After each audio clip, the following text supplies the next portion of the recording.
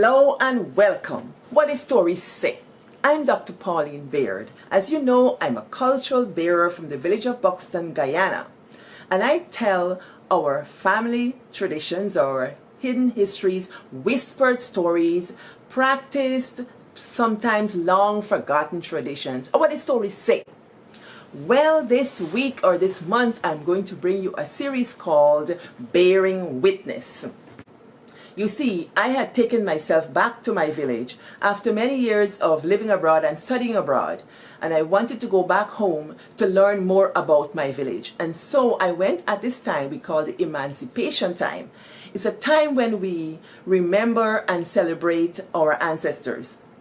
You see, we're descendants of Africans, and these Africans were a special kind of people because the people from my village purchased a plantation, several pieces of plantation, and they made a village, a twin village called Buxton and Friendship. I am from the Friendship part, okay? So we celebrate their achievements and their sacrifices because you see they were formerly enslaved when they were made to work on the plantations in Guyana. But they were good Africans, you know, hard-working people stolen from the continent and brought there. So we celebrate them. Now, this 1st of August, as have been done many years, people will do special ceremonies and rituals and so on. I'm going to give you a bird's eye view of some of those. I went home and I heard the people say culture dead. Some of them say culture gone dead. Some of them say culture done dead. They say the young people don't care about the culture and the old people are afraid that the traditions will go away. I've been pondering this thing for a long while. So I asked my younger sister Dara. I said, Dara, culture dead? She said, who said culture dead? Culture can never dead. I said, how you mean? She said, let me tell you something. Once then, you wedding, culture alive. I said, what you mean? She said, I got to forget Kwekwe and Kakale. Yes. She said, I got to forget Kwekwe and Kakale. Kakale or Kwekwe is a pre-wedding ritual that they would have in the village that bears a lot of hallmarks of African traditions and retentions. She said, and people just dead. And once people just dead, culture can never dead. I said, what you mean? She said, just before the people bury, they got to have the wake. And once they get wake, they get Nancy. And they get bird. These are storytelling practices, rhyming and competition to tell story in the village. And those are African retentions or our traditions. So, between marriage and death, you get a whole lot of culture. Birth too, during birthing time, they have a lot of ceremonies and rituals. And so I thought to myself, culture not dead. So I'm going to bring you one of the rituals I witnessed when I was home. At the marketplace, they have a monument. And this monument, I understand, was erected by the villagers many years ago. And the villager to whom this initiative was credited is Mr. McGarrell. And he made this monument to commemorate 100 years of freedom in the village. And this thing used to be way in the, what we call the backlands or the back dam. And they brought it out to the market square. They painted it in white. And that's where the people go to do something called libation. Libation is the pouring of spirits, where they honor the ancestors. They pour it in the earth. And they perform a lot of prayers and singing and candle lighting and offer food and things like that. You know, when I grew up, I was familiar with these practices, but I didn't understand what they meant, and I don't fully understand what they mean. But they are familiar things, and I want us to have a look at them again and see what we can learn from them. See? I think that when we bear our culture, we carry it like clothes on our backs, and we remember. In remembering, we get to learn. So what we're going to learn today? We're going to learn about how they do the libation at Buxton Marketplace. Mind you, this on the 31st of July they do this, because the 1st of August morning, everybody out, and they're preparing. I'm going to show you some of those activities that happen on 1st of August. I'm going to give you the voices of people who tell us about the things we can learn about 1st of August and the Emancipation Movement and the Emancipation celebrations. Ready to listen? Y'all watch this and tell me what y'all know about the celebrations. These celebrations I'm going to show were done in 2017. I was hoping to go home again, but the COVID came and the pandemic came and I couldn't go back. So enjoy, and I'm hoping to see live footage from Guyana. So let's see and walk good.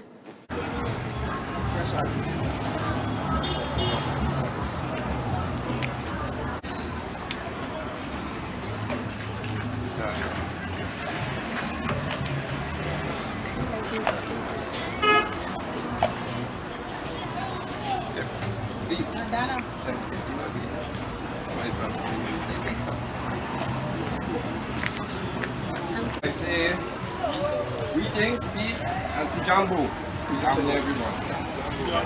Now, this evening, as we here gather, even to pay tribute to those who have fought for our freedom with their blood, sweat, and tears.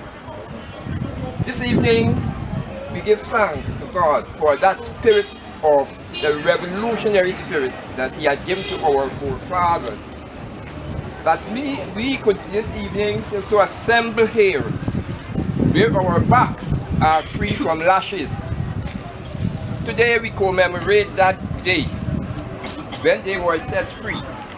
And we pray God that He may so endow in us, who are ancestors of those who have gone to the great beyond, that He may endow us with that spirit of unity and cooperation that they had.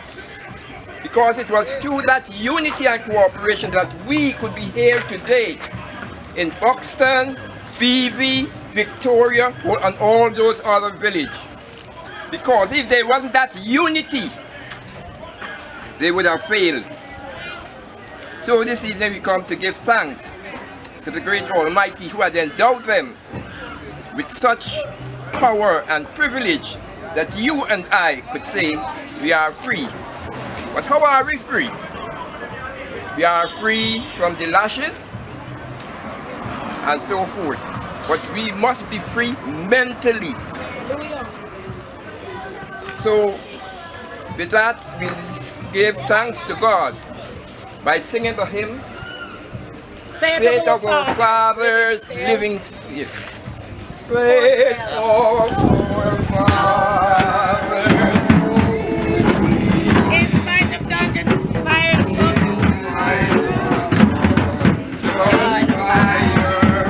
oh, our hearts beat high with joy. Our hearts beat high with joy. Where we hear that glorious word, That glorious word. faith of our fathers, Faith of our fathers.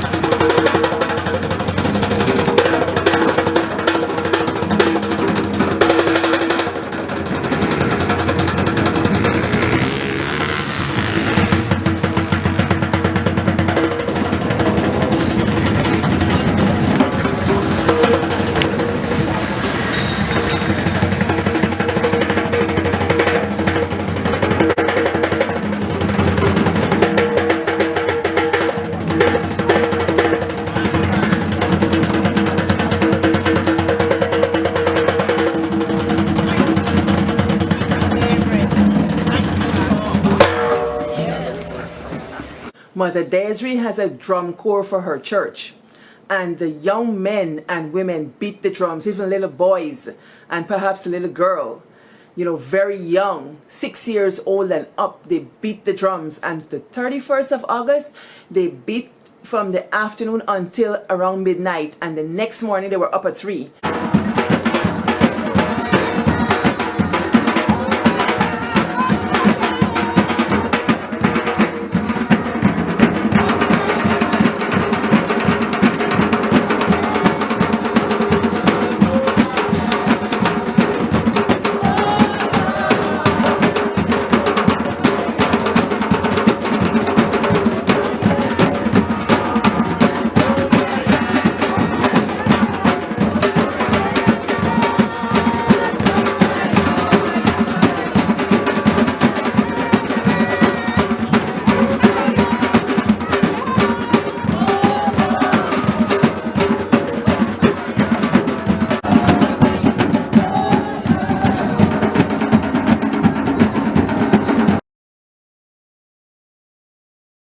Now you will see Mother Desiree dancing with the broom, pouring the libation, spirits, alcohol, dancing with the fire. Those were kind of new things for me. So I think she burst an egg, I'm not quite sure, but there was something on the ground. And it was quite something to see. Culture not dead, not dead at all. So keep watching.